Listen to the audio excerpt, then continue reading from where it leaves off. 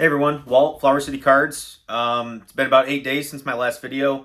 Again, gonna try to get better at this. I actually filmed a video, I want to say Monday of this week, and I didn't really love how it came out. So I really got to get better at that. I got to get better at just like, hey, I'm gonna film this video. I'm not gonna worry about editing. I'm not gonna worry about how it kind of comes out, and I'm just gonna kind of send it, right? And I didn't really love the fluidity of it. I wanted to get a little bit better as far as kind of framing my thoughts around it. But anyways, I want to jump into this topic today.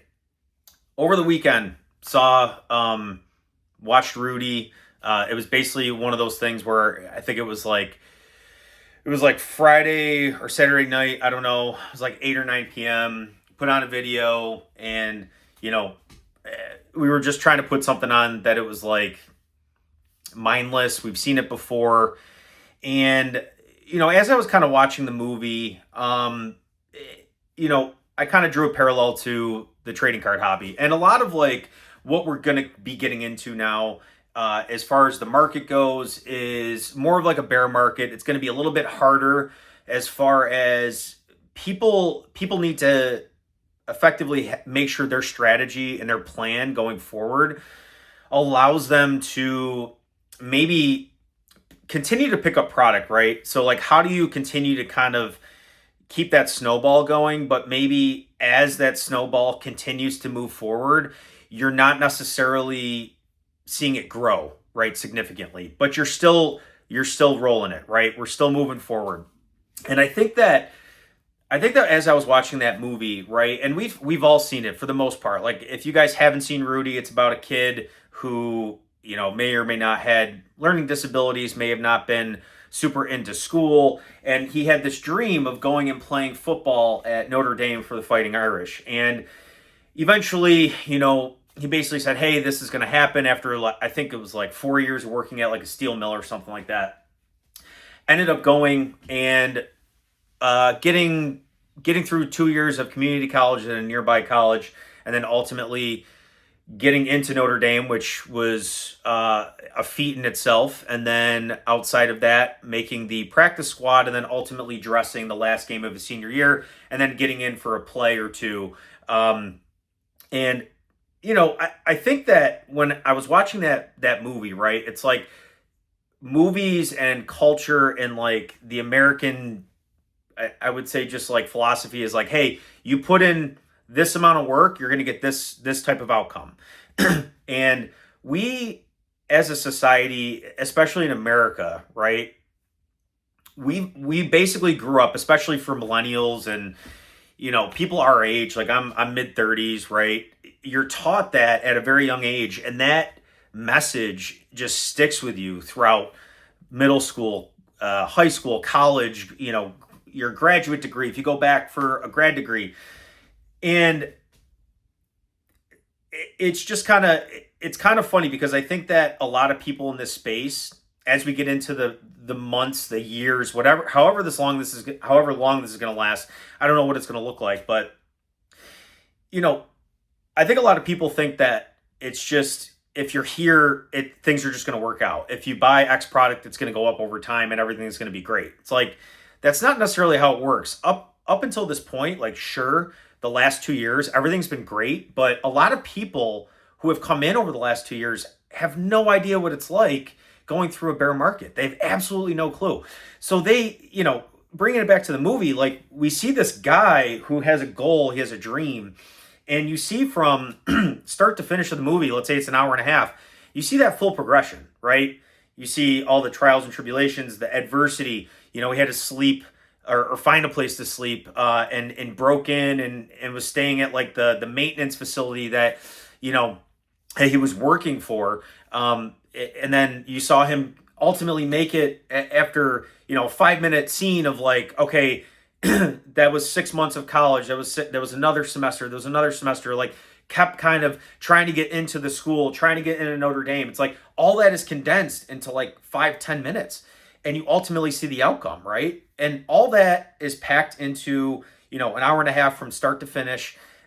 And that's not the way life works, guys. Like, a lot of people in this hobby think that It's just going to happen. Everything's linear. It's a linear progression. It's like the reality is you're going to have ups and downs, just like the market, right, guys? Like you're going to have, setbacks. You're going to have, situations where you're buying product for a while and you're not going to see the fruits of that until maybe 1, 2, 3 years down the road. Like that's the way it was back in 23, 24. And I know, guys, like I know, I came back into this in 2019. I know that I haven't seen it all. Like I am one person. I have one opinion or one set of opinions. I have one set of experiences. Like everybody has their own set of experiences, and some people have been here for far longer than me, and they're way bigger.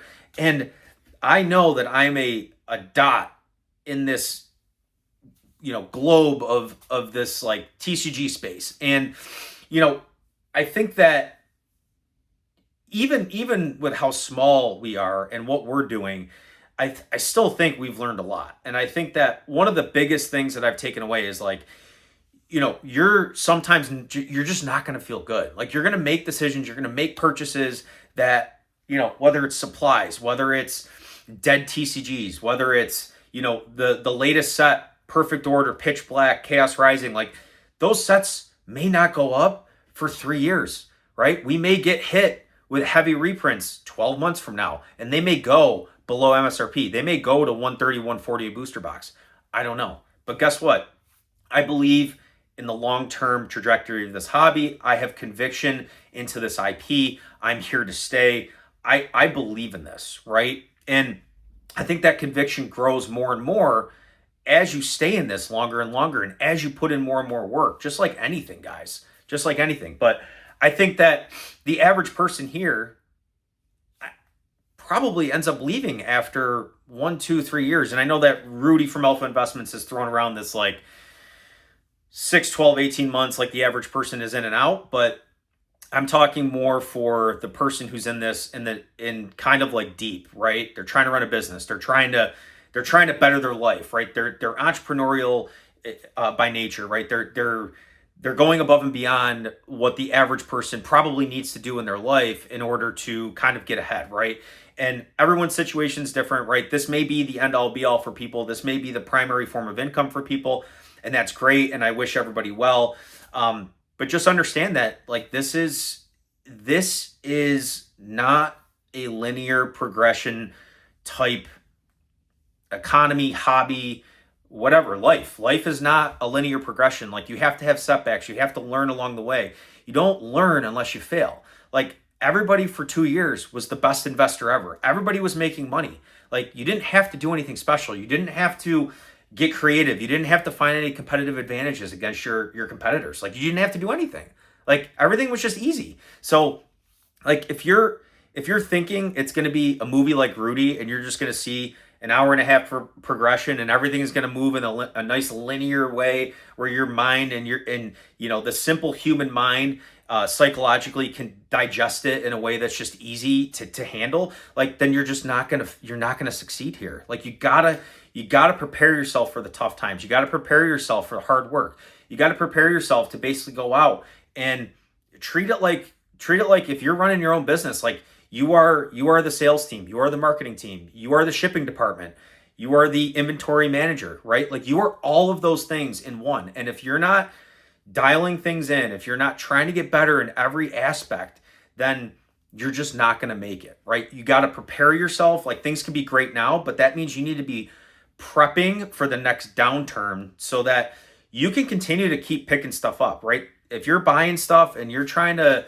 improve your distributor account, or you're trying to, build your relationships or maintain relationships through tough times, they're going to come to you and they're going to say, hey, what can you do for me? Can you help me with this? Can you help pick up this, right?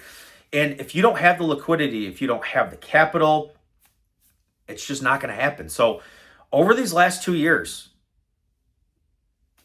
the people who were looking ahead, those are the people that are going to be here when we inevitably get to another bear market. And don't get me wrong, like I would love nothing more than for us to never see another bear market, right?